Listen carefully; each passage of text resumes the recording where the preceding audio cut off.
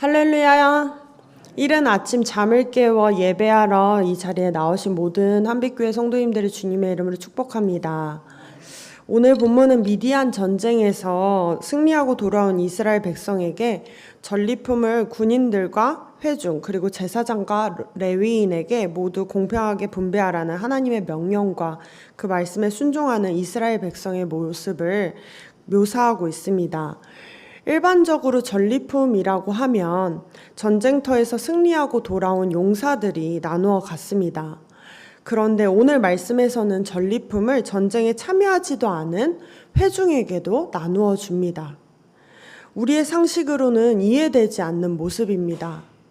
이스라엘 백성들이 이런 방식으로 전리품을 분배했던 이유는 무엇이었을까요? 48절에서 49절 함께 읽겠습니다.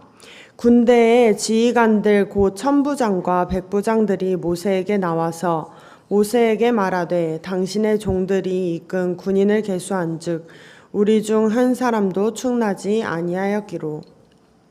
군대 지휘관들이 모세에게 보고했습니다. 전쟁터에 나갔다 돌아온 군인의 수를 계수하니 한 사람도 충나지 않았다 말합니다. 미디안과의 전쟁에서 이스라엘 사람들은 각 지파별로 1000명씩 총 도합 12,000명이 출전했습니다. 12,000명이라는 수가 전쟁에 나가서 한 명도 죽지 않고 살아 돌아오는 게 가능한 일이겠습니까? 아무리 문명이 발전하지 않은 시대였다 하더라도 말도 안 되는 일이었습니다. 근데 그 말도 안 되는 일을 이스라엘 백성들이 경험했던 것입니다. 이것이 사람의 능력으로 가능한 일이겠습니까? 아니죠. 이 전쟁은 분명히 하나님께서 이끄셨고 하나님께서 승리케 하신 전쟁이었습니다. 그럼 이 모든 전리품의 주인은 누구겠습니까? 하나님이시죠. 이 모든 것은 다 하나님의 것이 맞았습니다. 하나님의 것이니 하나님의 원리대로 분배해야 되는 것이 마땅한 것이죠. 그래서 이스라엘 백성들은 하나님의 것을 하나님의 방식대로 분배했던 것입니다. 사랑하는 성도님들, 하나님은 말도 안 되는 일도 해내시는 분이십니다. 정말 믿으십니까? 제가 경험한 전지전능하신 하나님에 대해서 잠깐 말씀드리려고 합니다. 저는 대학원 때 미국으로 교환학생을 잠시 다녀왔습니다. 근데 제가 미국 유학에 대한 비전이 전혀 없었고 그러한 비전이 없었기 때문에 아무 준비도 되어 있지 않았습니다. 재정도 영어 실력도 많이 부족했는데 하나님께서 제게 기회를 주셨고 저는 그게 하나님의 기회라는 게 느껴지더라고요. 놓치면 안 될 것 같아서 혹시나 나 같은 사람도 가능하지 않을까? 그래서 도전을 했습니다. 저는 한 달도 안 돼서 모든 서류와 모든 자격을 갖추게 되었고 다음 달이 되어보니 제가 미국에서 공부를 하고 있었습니다.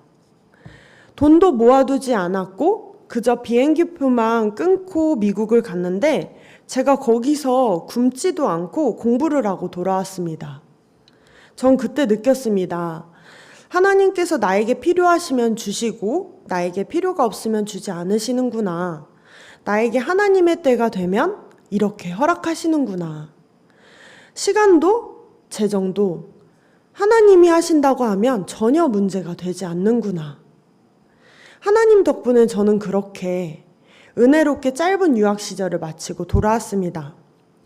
저는 그 전지전능하신 하나님께서 오늘 성도님들 삶에서도 역사하시길 간절히 소망합니다. 가지고 나오신 기도 제목 가운데 전지전능하신 하나님의 일하심을 사모하시길 바랍니다. 하나님께서 정말 말도 안 되는 방식으로 성도님들 가운데 일하셔서 간증거리를 차고 넘치도록 하실 것입니다. 하나님은 전리품을 오늘 말씀 가운데 어떻게 분배하라고 하십니까? 절반은 전쟁에 참여한 군인들에게 주고 나머지 반은 회중들에게 나누어 주라 말씀하십니다. 하나님은 왜 회중들에게 몫의 반이나 나누어 주게 하셨습니까? 그것은 바로 하나님은 사랑이시기 때문이십니다. 하나님은 힘이 없는 자와 힘이 있는 자, 많이 가진 자와 적게 가진 자를 나누지 않으셨습니다. 전쟁에서 공을 많이 세운 자, 적게 세운 자 나누지 않고 하나님께서는 골고루 나누어 주셨습니다. 이것이 하나님의 분배의 원리죠. 요한복음 7장 37절 하반절 말씀 제가 읽겠습니다. 누구든지 목마르거든 내게로 와서 마시라. 예수님께서도 말씀하셨습니다. 누구든지. 예수님은 사람의 열심이나 시간의 투자나 능력의 여부를 따지지 않으셨습니다. 효율성도 따지지 않으셨습니다. 오직 인내하시고 긍휼하심으로 사랑하시고 품으셨습니다. 예수님께서 이 땅에 오셔서 보여주신 것들이 모두 변화와 치유였고 사랑과 나눔이었죠. 그 가치들이 이 땅 가운데 가득 채워지고 아픔으로 가득한 이 땅이 사랑으로 회복되는 것을 하나님께서 바라셨습니다. 하나님은 우리가 살아가는 삶의 현장이 사랑과 인애와 자비가 넘쳐나길 원하십니다. 사회에선 경쟁을 바라고 실력을 바라고 성과를 바라지만 하나님은 그 가운데서 또 내가 너를 사랑하였으니 너도 그 사람을 사랑하라고, 내가 너를 자격 없이 사랑하였으니 그 사람을 자격 없이 사랑하라 말씀하십니다.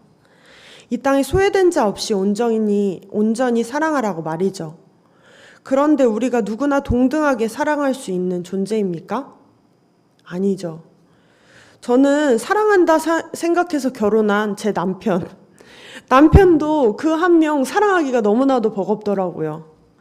하나 양보하고 하나 더 줄 수도 있는데 그게 좀처럼 쉽지가 않더라고요.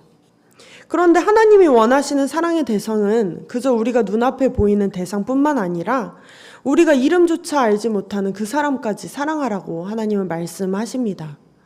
내가 가진 것이 나의 것이 아니기에 내가 지금 살아있는 것, 내가 지금 갖고 있는 것, 내가 지금 하고 있는 모든 것이 하나님의 은혜임을 인정하고 양보하라, 조금은 나누어 주라 말씀하십니다. 오늘 말씀 속 전쟁에 나갔던 전사들도 인간적인 마음으로만 보면 전리품이 얼마나 욕심 났겠습니까? 자기들이 목숨 걸고 싸워서 이겨서 얻어온 건데 자기네들이 모든 전리품을 갖겠다고 주장하고 싶었을 수도 있습니다.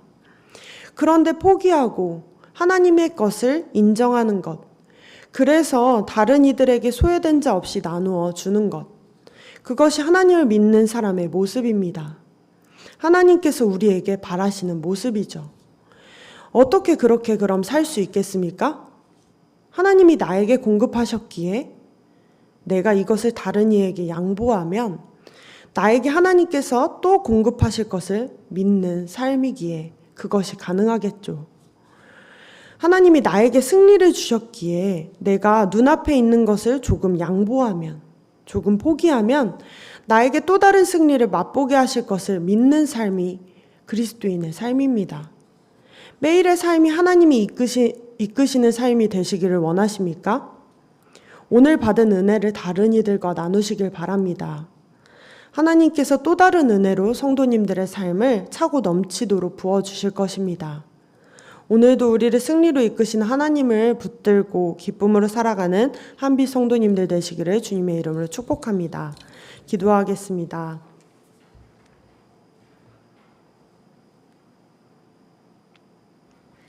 전지전능하신 하나님, 오늘도 우리를 이른 아침 깨워주시고 예배로 하루를 시작하게 하시니 감사드립니다.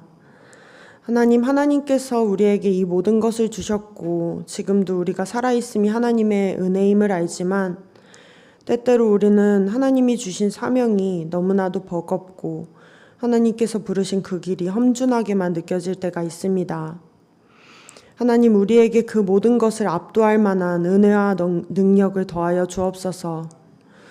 우리가 우리의 힘으로 이 사명을 감당하려 하기보다 하나님이 주시는 능력과 기쁨으로 감당할 수 있도록 인도하여 주옵소서.